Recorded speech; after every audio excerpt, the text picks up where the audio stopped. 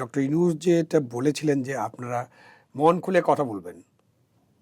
তো এখন তো মন খুলে মিডিয়াও কথা বলতে পারে নাই। মন খুলে কেউ কথা বলতে পেরেছে কিনা আমি জানি না। আর মন খুলে কথা বলার কারণে কার কি দুর্ভোগ হয়েছে এগুলো আপনাদের জানা আছে। তো এই যে পুলিশের পক্ষ থেকে পুলিশ অ্যাসোসিয়েশন যে মন খুলে বলতে পারেনি যে আমাদের পোশাকটা এইভাবে পরিবর্তন করা ঠিক হবে না। যেটা তারা এখন বলছেন। তাহলে এটা একটা প্রমাণক।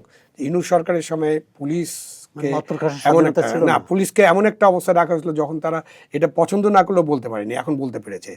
আমি একজন ব্যক্তিগতভাবে আমি জানি আপনি কি মনে করেন। আমি ব্যক্তিগতভাবে মনে করি পুলিশের এই পোশাক পরিবর্তনের কোনো প্রয়োজন ছিল না। এটা একটা অযথা ব্যয় এবং পুলিশের মোরালকে নষ্ট করার জন্য এই কাজটা করা হয়েছে। এবং পোশাকটা নিশ্চয়ই আপনি দেখেছেন।